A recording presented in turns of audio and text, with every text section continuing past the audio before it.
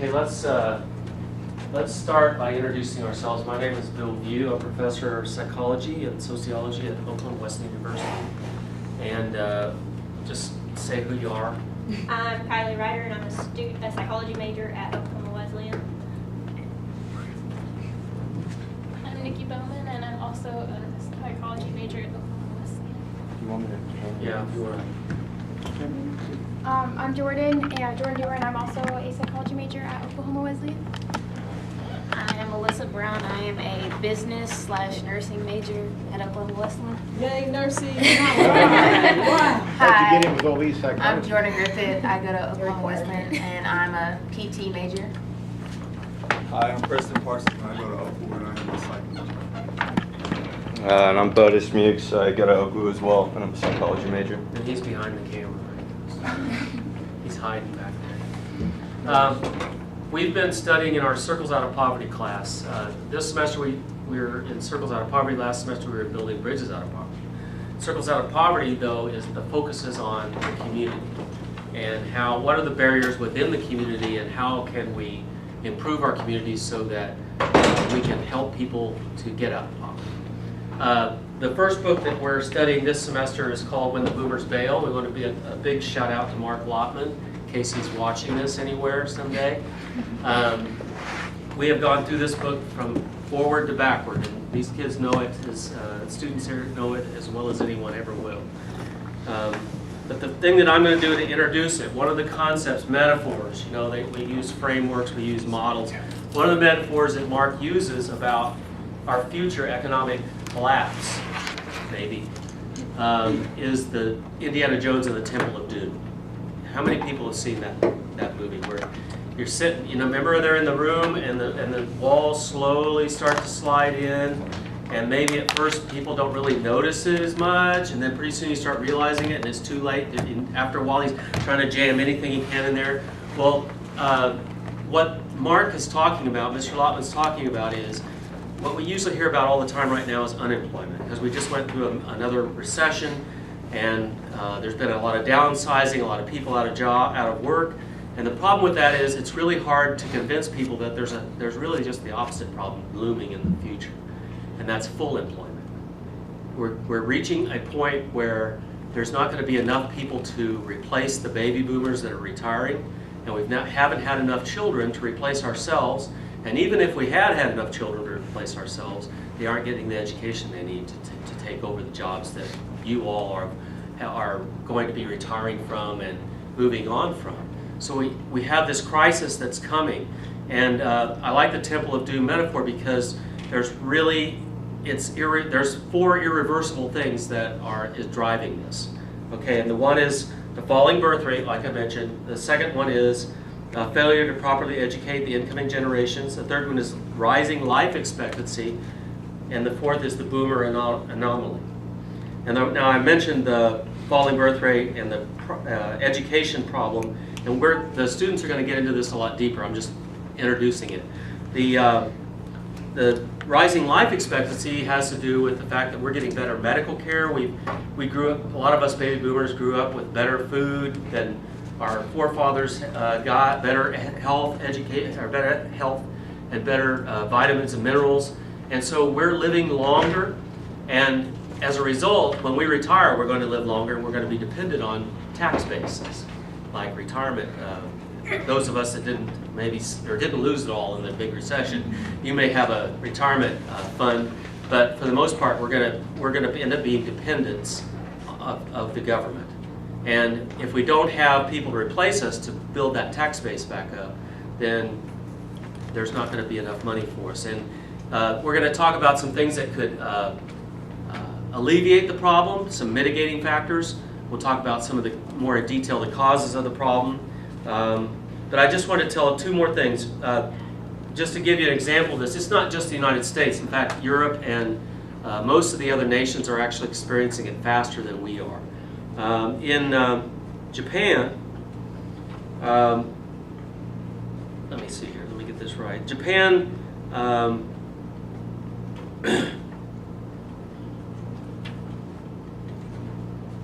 I had it here and I can't see it. I'll see it in a minute. Let's go, let me look at the, in Japan, they're offering the equivalent of $80,000 if you'll have a fourth child. And in Russia, they actually have a day off for procreation. They let everybody off to you know what they do. You know because they're actually one of the few they're one of the few industrialized countries that's actually dropping everything is dropping off. They don't have enough people to do the work that they need to do. That's true throughout Europe. Yes, and you're right. I had several examples of that. Lithuania, Latvia, and Estonia are down to around 1.5. Right, there you go. And I think in Russia, when this Italy is 1.5. This was 2008. I think it's 1.4. And in Japan, in China, there's a 4-to-1 ratio. In other words, you should have 4 kids to take care of the 2 parents and the grandparent, but actually you've got 1 kid to take care of the parents and the 4 grandparents. And they don't have enough women because they haven't allowed enough women to be born to have enough kids to replace the people that they have. And this is one of the mitigating factors. Well, you could just say, well, we'll just get people to immigrate. Do you think these countries are going to allow us to immigrate, allow people to immigrate that have the skills that we need to run our country? Probably not. They're going to need everything they need too, or they have too. So I'm going to ruin it all for everybody, so I'm going to turn it over to Kylie, There you go. because I got her name wrong earlier. It's really embarrassing. There's so many of us in class. Yeah. The entire book of When the Boomers Bail is actually focused around this equation. E is greater than P, which means that you need to focus on keeping your economy growing faster than your population at any given time. You want your economy to be able to support any incoming people. You don't want to come up and have a population that's greater than what you can be able to put in the workforce and put in health care or any other type of factor. So whenever you move somewhere new, you want to make sure that your economy is going to be able to support you and everybody else and isn't slowly deteriorating as it is. The whole book is centered around this and the different aspects that help us make sure that E will stay greater than P, or how we can fix a failing community to try and get E to a higher point than B. So population is the main focus of this.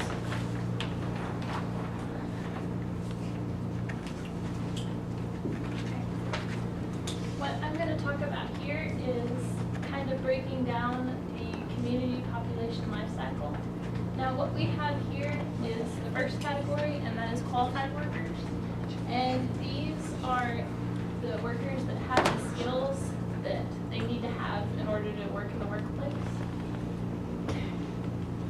And also, this is where, I apologize, to scoot down just kind of more centered to the table if possible. Thank There you we so go. much, you guys. Thank you. Thank you. if it'll stop moving on me. It's ever moving, isn't it? What we have here is the second category, and that is the unqualified workers. Now, these workers, they don't have the skill set that's needed in the workforce. Now, I had an example of this, and a lot of people have noticed how cars, they don't depend as much on mechanics anymore. They've shifted to electronics. So someone working at an auto garage, if they're making repairs, say 20 years ago, they won't have the skill set necessarily for the newer versions of the car. So basically their skills are obsolete, so they may be unqualified, whereas they used to be in the qualified sector. And then this is the third category, and it is the people who are too young. And this makes up people who are just too young to have the minimum work age. And then here we have the too old category, the final one. And that's basically people who are retiring. And these are who basically are dependent upon the workers. I'll turn it over to Jordan.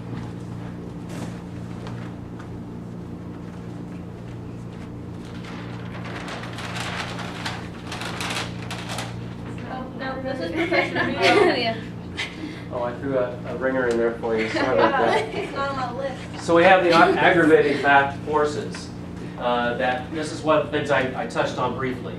The dropout rate, and I think we were each going to take one of these, and somehow we forgot about that. But that was we talked about the dropout rate, falling educational achievement, rising educational threshold. In other words, we have to have higher and higher educational output, or we have to have higher educational standards. structural educational misalignment. I don't even remember what that was. Skill matches, spiky forces. Anybody know what spiky forces is? It's small impending forces. It's more of just a sticker in your side. It's not catastrophic, but it's an inconvenience. Immigration, and boomer drain, work ethic. What's the boomer drain? That's the knowledge that's going away with the older workers, that they have all that experience and knowledge, and basically what we're lacking now is they're retiring, so we don't have the same amount of experience. See, I don't need to know this stuff. Work ethic. You think we have the same work ethic today of the generations that are coming up? And we're not picking on people. It's just that they just haven't. We haven't come up with that kind of an idea. My dad taught me how to work. That's one thing he did. He spoiled me rotten, but he taught me how to work. I knew I went out and worked for him. He paid me on the farm. I knew how to do that. Short timer's disease. Who knows what that one is? That's being Figmo, That's what? being Figmo. What's that mean? Well, it's a military term. And when you got orders cut or you're gonna transfer to a different place, it's like, screw it, got my orders. That's right. You got a All baby these boomer, other words. an educated baby boomer who knows he's going to retire in 5 or 10 years, doesn't really want to put out the extra effort because why should I go back to school or if I'm just going to be done with this? And then capital destruction. What do you think that is? Destruction of capital. You're deteriorating from the top down. You're not producing the same amount of capital that you were that was fueling the economy because of what's happening. All right, you guys did good on that. See, I threw that was a ringer. So you did learn your lessons. Mitigating forces. Some people would say because of the recession and the lowering of everything that the recession itself will help us avoid this catastrophic decline. But what is the argument? What is that? Why is that fallacious? You remember? It only delays it. It's just a delay. It's inevitable, and it might actually worsen the point where our knowledge isn't where it should be because people can't afford to educate themselves to be prepared as it is. So it's just going to bring it Right. in a worse fashion. And it's trying to convince people that the real problem is full employment when there's all these people that don't have a job now.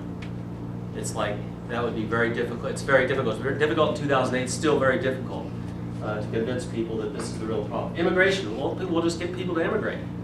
Well, that's okay if you're Australia, where you have standards on immigration.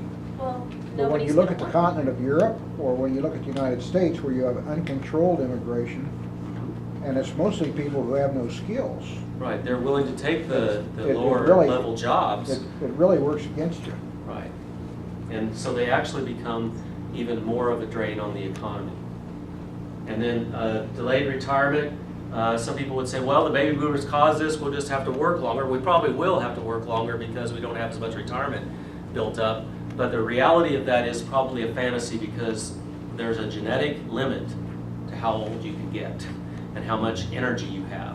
And we're going to get to a point where people are going to be dropping off anyway, even if they do choose to work longer. And then this is the grass. I love this one. This one's like an interesting pandemic. It'll wipe out a bunch of the people on the earth, and we'll be fine. That's a Malthusian idea, right? How many have heard of Malthus? Malthus said that you shouldn't help the poor. You should just use them up and let them die. Don't feed them. And it's not going to work anyway because eventually it's still going to catch up with us, even if it delays, and it's going to cause a tremendous breakdown of the economy because it's not just the people that we don't need that are going to die in the pandemic. It's the people that we do need, right? That's going to again undercut things, and then increasing productivity. If we just work harder, we'll work our way out of it. And the problem with that is that you don't have the people to fill the jobs that you need to increase productivity. Causal forces, falling birth rate, we already went over those. So, failing schools. The schools, quite frankly, he says it's embarrassing. Our school systems are not producing, we're not doing what we need to do at this time to help people. People that are going through it are not being encouraged to do better, and I don't really think there's a really good answer to that unless you're. Can we talk about that for a minute? Sure. You know, back when I ran for the school board, I talked to Earl Sears, and he at the time was the principal at Central. And he pointed out to me that education is a three-legged stool. One leg is the student, one leg is the teacher, the third leg is the parents. And I personally believe that the reason, and Earl did too, that the reason a lot of students are not doing well and are failing is because the third leg is missing. Parents are not doing their part. And I have a good example of that with my wife's great nephew. Smart kid, he's 97th percentile IQ. Mother and father not married, was living with the mother, and her attitude was, and this kid's like, what, 12 right now? I don't help him with his homework. That's up to him to figure that out and get it.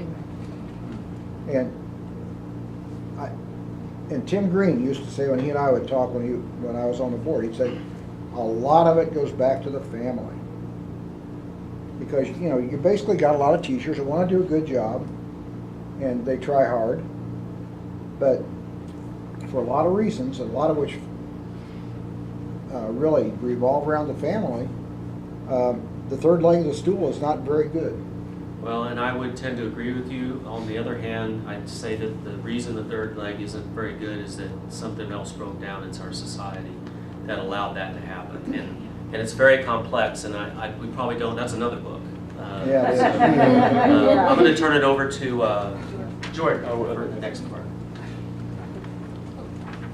Did you have a question or a Oh, statement? just on the subject with the failing schools, I mean, I come from a school district who's been the worst school district in Ohio for over 30 years. And it, like you said, a lot of it has to do with the parents and also with the economy. The economy of all the schools we're in were poverty. I mean, these kids are being raised around gang violence, thieves, drug addicts, and just bad society, period. And that's one reason why Toledo, Ohio has the worst school district in Ohio, and probably will never get better. Because, I mean, the people in that area just don't care. And that's one reason why I moved out here. Okay, I'll be talking about the 5 essentials of community equality. And so the first one I'm going to talk about is the economy needs to grow faster than the population. And the reason for this is if the economy fails to grow faster, then the community loses the ability to finance and maintain infrastructure for housing, businesses, fund schools, everything else. So obviously the population cannot be greater than the economy. Next, there needs to be affordable housing. And the reason for this is obviously if you want people to come into your community, you have to have reasonable price homes. And you want people to come, you want people to stay. And also along with that, people that own homes are better employees, build more net worth, invest more in education, commit fewer crimes, and care about the environment more. Third, there needs to be low crime. And the reason is kind of obvious that, you know, obviously people don't want to come to places where the crime rates are ridiculously high. They want to be safe, they want to have families, they want to know that their kids are going to be safe. Another thing is stable and improving ecosystem. Obviously you want an ecosystem that's going to be growing and not just staying in the past. You know, as we're growing, everything needs to kind of keep moving forward. And then lastly, world-class public education. Again, this was pretty self-explanatory. You need a good education, we need to raise our kids. And with education, that's going to be proper and able for them to be able to grow, you know, our economy and, yeah.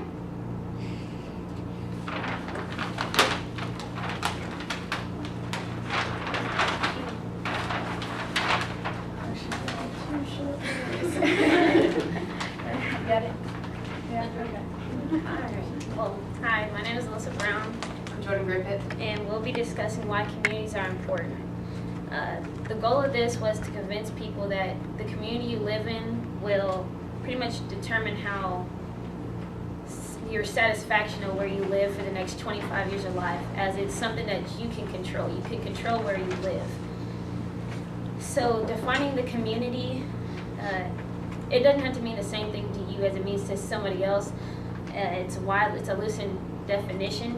So in this instance, let's look at it as a place that is beyond a neighborhood and short of a region or a megalopolis.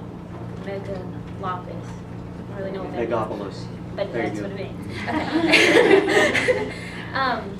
Your community should have obvious geographic boundaries so that you know who's coming in, who's coming out. So, like, the closer you are to the people, the more you'll, just have that experience with them. It should be big and diverse to have its own economic or sub-market dynamics. It should have leaders to conform and at least one political jurisdiction for like, collecting tax revenue and form public services. Communities are the foundation for our lives. It is where our lives happen. Our experiences are all due to the community we live in. And as for personal identity, the community you live in defines you. For instance, we all have our own views and beliefs on community. Like when people mention different communities like Tulsa, Muskogee, Oklahoma City, you all have your views and perspective on each one of them. So each community has a name and distinct identity that is a combination of self-promoted images. And as you can see, it goes up through like a cycle. So once you know your identity, then it leads us to the friends and mates and family. Your community is where you would meet most of these people, and so with these, it'll show your satisfaction of maybe like meeting your needs of, for instance, the proximity of your commute to work or your circle of friends and having those close relatives around for you to be able to rely on, and the good public schools and your quality of your nightlife. That all depends upon your community and who you know. Then that also leads us to the career and your education, like I said about your commute to work and how successful you can be. Are you like trying to just hurry up and get there, or can you spend your time, your internet access, how fast things can go, depending on if you have a bigger community, you have the access to different things that can help benefit y'all. And then also to your education, the more people in your area, the higher that you get outside resources and you can be more successful within your education system for your students, children. As for net worth, is the cost of living mainly, and the community we live in will have a major impact on how much we earn and pretty much on how much we would be taxed and how much income we receive. And lifestyle, it shows how connected you feel to a place, and if you don't feel like you're accepted, like most people will not want to live there. And the quality, character, and future of community is important. Next is happiness. The place we live in affects our happiness.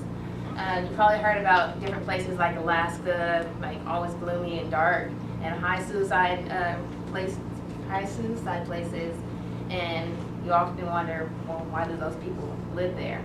But community fits into physical and economic security, basic service, leadership, openness, and aesthetics. Different criteria and places make people happy. Being able to predict which place will make you happy could be very useful. And I skipped over health. Health is important, like having access to health care, how much exercise you get within your community, even to a certain extent your diet, all depends upon your community, because, I mean, if you see somebody out there running, you're going to probably want to go out there and run, but if you see somebody just chilling in their house, you're going to go do the same thing. So, I mean, that's just obvious. And then that leads us to the bush league factor, which is kind of, I guess, here's an example of that. Well, first off, it's a zero-sum labor environment ahead. Communities that can't grow, they attract the people who are the most successful, and they want to keep them there so that their community can thrive. And so, say those people leave, then what do they have? They don't have anything. So pretty much it's a really selfish thing for the community to do. But an example would be a sports league team. If you think about the NBA draft, that's why they have it, so that you can't get all the best players on one team. And so they want it to be evenly spread, and that is why we have the bush league factor. That is why your community is very important.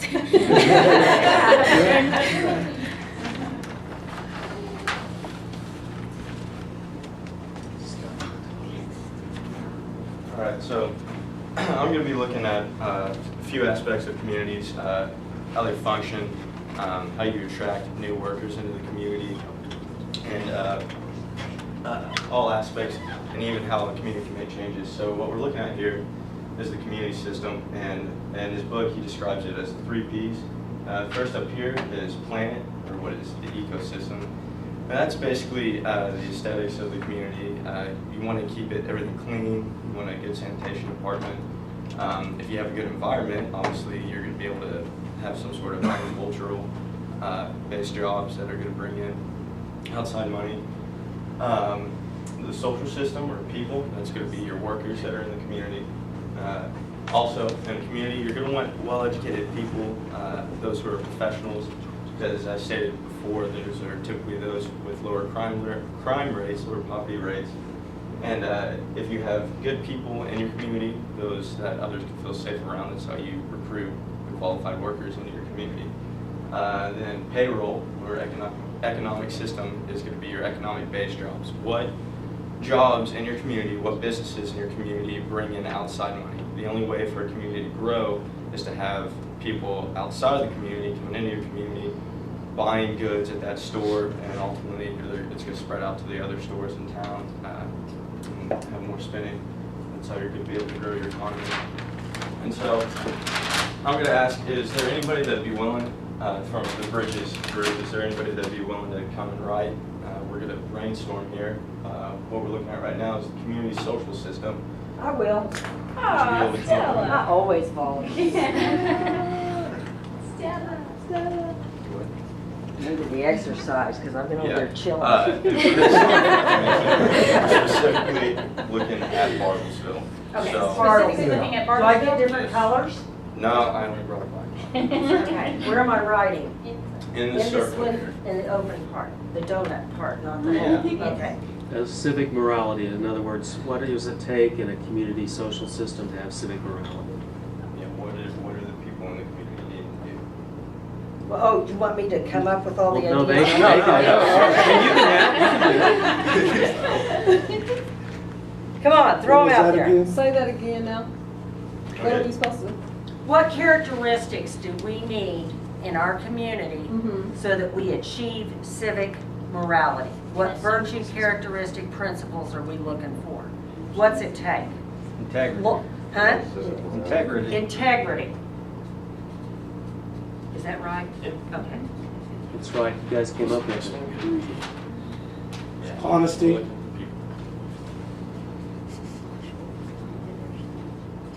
Yes, I just did that right. Yep. You do. Insight.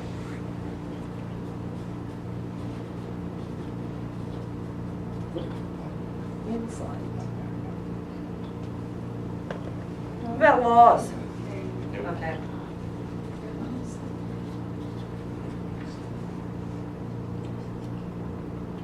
Sense of pride. Laws. Huh? What was that? Enforcement. Enforcement. Okay, I'm just gonna put that up there. Employers. Good employers. Yeah. Be specific, good employers. How about entertainment? I would definitely need that. That's not, oh. Well, if you're a cop, enforcement. Higher pay. For civic morality? Okay, Mhm. I won't argue. Well, to get that higher pay, you need a better education, don't you? Yes. Yeah. Consideration of others. Okay, hold on, we've got quality education.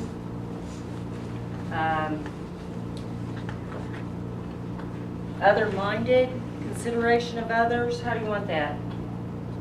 Okay, Consider it. Just consideration. how about, service, you know, just service unto others? Does that work? Or, Adding value to the community through service. Just put service, we'll know what okay, it just means. put service, we know. And there's one last big one that they mentioned in the book, which is leadership. And I'll get to that in a little bit when I discuss gumption. What it talks about. that about it. Oh, we got two Don't more. go away. Next one is the community ecosystem. All right, so like I said earlier, like, how do we keep the community attractive? Basically, how do we keep the community good, functioning, clean? What makes people want to come? Yeah. Good roads, good schools. Yep. So construction. Okay.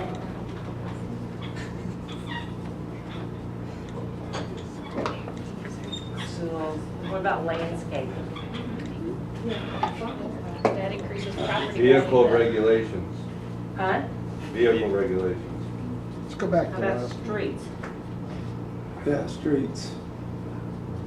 It could be the fact that there's a lot of, Can you define civic morality one more time, just for some people back here didn't Okay, hear? when we're talking about civic morality, it's specifically the people of the town that can provide this, that can help with this. What do the people need to do? For, Provide a community ecosystem. Yeah. Oh, okay, well, scratch out insight, I misunderstood. No, it's No, okay. that's fine. It actually fits. Okay, See, it's what we need to have a moral civic Agreed. environment. okay. So, yeah, and that, they all fit. And this is for the ecosystem, so How about that's. clean water, Well, clean water, green energy, That's true. Mhm. Yeah. sanitation, Don't have that. cheap electric, good service. security, lights, street lights. You have a street light that never goes out by your house, that kind of, That's true, yeah. We grew up with street lights. Some They people don't have have them street anymore. You better be in the house, that house Ecosystem. that's proven that they Well, reduce. what about crime. parks? We got sanitation. what about responsible business practices? Shine in my bedroom. You don't dump garbage, poison on Right. What was that one more time, Bill? responsible business practices, Yeah. like taking care of toxic waste, Mhm. the air pollution, clean air, Yeah. Did y'all put recycling? stuff we take for granted. Recycling, good one. I'd say, I would also say like neighborhood cleanup. How I know would you- there's- I How know would there's you a lot- say, like when we grew up, if we got in trouble down the street, that person next to them can whoop us until we get down to our grandmother's house. How would you, It's still a thing. so is that how would you say that? Takes a village. Community mind, it was a community mindset that everyone took care of one Yeah, another. because if you got in trouble, everybody else can get you until you got down to the street, boy, that's it. All eyes were on it. Now they go to jail, Nat. Oh, now they do, but not when we was Neighborhood growing responsibility. up. They didn't need to. Right. There was a cartoon I That's a saw. cohesive neighborhood, I guess. Yeah. You know, there was a cartoon I saw that was basically on that. It said, Does parks go on here? Yeah, Yeah. anything that adds to the value of the System. and then the next thing, this was like, you know, it's grassy the present areas day, are and it had the Well, we need a kids good job. smirking as the parents were yelling at the Healthy teacher, why does trees, he yeah. have this grade? That's I mean, sanitation. that might be part of sanitation, That's- okay? Trees. That's I like landscaping. trees. So Yeah, we kind of, we pretty well. I want to put them on there anyway. I already got the H up there. Thank you. All right. Ministry, What'd you say? ministry. In the ecosystem? Yeah, you need God for everything. Just G-O-D will be fine up there. Yeah. Natalie's G-O-D. Yes, He does make the seeds blossom. there you go. Yeah, couldn't do it without him. Yeah. All right, last one is the economic system. How are we gonna bring in money? How are we gonna make that grow? Better jobs, higher paying jobs. How do you get those higher paying jobs? Technology. Zoning. Technology. Bringing companies from outside. You gotta bring in incentives. Zoning. Mhm. There has to be incentives for the, Zoning's these companies to BS. even. What are you talking about?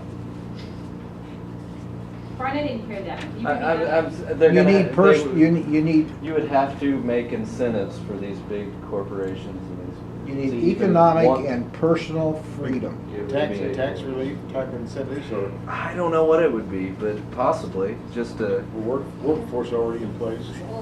yeah. What is Tell something us that more brings of like what you everybody to mean by Phillips that. 66? Because What? I never even knew of it till I came to school here. So like, what do people? One million What houses. brings people already here? That'd be something that can be improved to your. Don't they recruit from a economics. college, a certain college? They can do that. Everybody? What our No, book any focuses on is because communities are getting on the other side of that E is greater than P. Uh-huh. We're going to run out of qualified, educated workers eventually. So Right. what you have to do is you have to attract those qualified workers because they're going to have 10 opportunities that they get to pick from at will that they want to do. So how do you Culture? convince the Well, how do you define a companies qualified to come worker? and those who are educated, those who The have the ones most that will fill the recent. jobs we need. Yeah, But you you can't. can't Show up to Like, work okay, so we're on talking about the time. mechanic Like pardon? earlier. We had the example of the mechanic. who Yeah, but that became example is certified. flawed. It's very flawed, because first of all, a lot of the stuff that, where the electronics come in is self-diagnosing. And second of all, if you're gonna replace a transmission in a vehicle or an engine, mechanical skills are what really makes the day, Well, the point not of how much you know about The electronics. point that we were making with the mechanic one was that everything is computerized. Yes, you do need your mechanical skills. We're not saying that to be qualified you have to Well, be a computer engineer now to be a mechanic. No, you still need your mechanical skills. It's that those who were trained before this era of computerization may not have the skills or the knowledge or the know-how to handle these computerized parts now in cars. Yes, sir. That's why we have scan tools. They Yeah. tell us, we just plug it into the ECU and it tells us. Did you have to Well, go through any additional training for that? Maybe a better example is Really Monica kind of- Phillips. No. What about chemical engineering? What if you don't, you have to have somebody that's highly trained to be a chemical engineer, I would assume, because I skipped Right. all those classes in school. Yes, you did. So what they're saying is there's going to be 10 jobs for one person, and they can pick any community they want to live in. They might even set their own salary. So what we're talking about is how do we create communities that are attractive, that will keep people here.